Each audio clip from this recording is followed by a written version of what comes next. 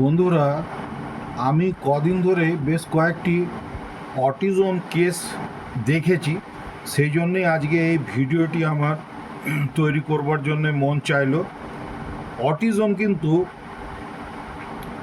তাদেরকে রোগ বলা যাবে না, এটি একটি স্নায়বিক অবস্থা এবং এটিতে সঠিক যদি থেরাপি দেওয়া যায় এবং ভালোবাসার মাধ্যমে অটিজম ব্যক্তি বা ছোট শিশুরা কিন্তু তারা তাদের সমস্ত জীবনের যে স্বাভাবিক কাজকর্ম সেগুলি কিন্তু তারা সঠিকভাবে করতে পারবে।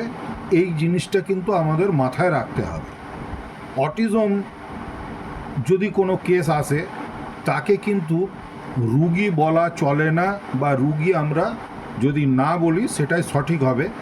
আমি তাদের কিছু লক্ষণগুলো বলতে গিয়ে কখনো যদি রুগী বলে ফেলি সেটা কিন্তু ত্রুটি মার্জনাযুক্ত মার্জনীয় বলে রাখছি। কেননা আমরা যেহেতু ডাক্তারি করি এবং আমাদের কাছে কেউ এলে বা তাদেরকে ওষুধ দিলে আমরা রুগী বলে ফেলি সবসময়, কিন্তু অটিজম একটি কিন্তু স্নায়বিক অবস্থা, যেটাতে সে হয়তো একটু অন্যরকম ব্যবহার করবে, স্বাভাবিকতা থাকবে না, এইটুকুই বলা যেতে পারে।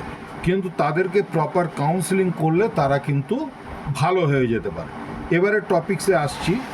অটিজম হলো মস্তিষ্কের বিকাশজনিত একটি জটিল সমস্যা, যা সাধারণত শৈশবে প্রায় 3 বছর বয়সের সময় প্রকাশ পেতে শুরু করে।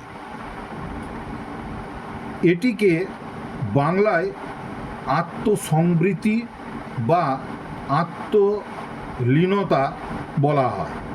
এটি সামাজিক যোগাযোগ, পারস্পরিক মিথস্ক্রিয়া এবং আচরণের সীমাবদ্ধতা বা পুনরাবৃত্তিমূলক আচরণের দ্বারা চিহ্নিত হয়। অটিস্টিক ব্যক্তিরা নিজেদের মতো একটি জগতে তারা বসবাস করে। এদের ক্ষেত্রে কি কি অসুবিধা হয় সেইগুলো সম্পর্কে যদি বলতে হয়, চোখের যোগাযোগ কম করা, অর্থাৎ অন্য মানুষের সঙ্গে চোখাচোখি হওয়া, চোখের উপরে চোখ রেখে যে কথা বলতে হয় বা স্বাভাবিকভাবে কোনো মানুষের সঙ্গে যদি কথা বলতে হয় চোখের যে পজিশনটা হয় সেটি এদের মধ্যে থাকে না। এদের যে নাম থাকে সেই নাম ধরে ডাকলে অনেক সময় তারা সাড়া দেয় না, কখনো দিতেও পারে রেসপন্স, কখনো নাও দিতে পারে। এরা একা থাকতে পছন্দ করে, কারুর সঙ্গে যেন কাছাকাছি থাকুক এটা তারা পছন্দ করে না। কথা বলতে তাদের দেরি হয় এবং অস্বাভাবিকতা তাদের মধ্যে পরিলক্ষিত হয়। অর্থাৎ কথা যেমন স্বাভাবিকভাবে কোনো বাচ্চা বা বড় মানুষ যেমন বলে, সেরকম কিন্তু অটিজম কেসের বাচ্চা বা বড়রা সেইভাবে স্বাভাবিকভাবে কথা বলে না।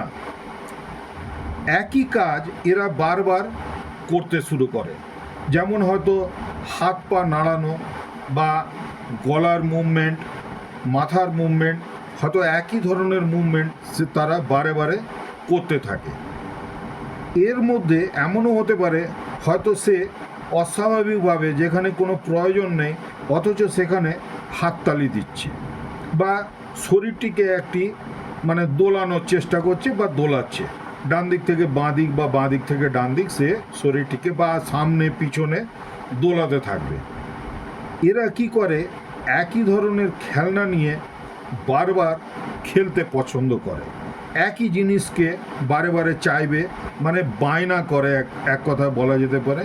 এই ধরনের এদের বেশ কিছু সিমটমস দেখতে পাওয়া যায়। আর কয়েকটি জিনিস আছে, ওভার সেন্সিটিভনেস। এইগুলি কি হয়, হয়তো একটা ছোট্টই শব্দ করা হলো, কিন্তু তার ক্ষেত্রে দেখা যাবে, অটিজম কেসের ক্ষেত্রে দেখা যাবে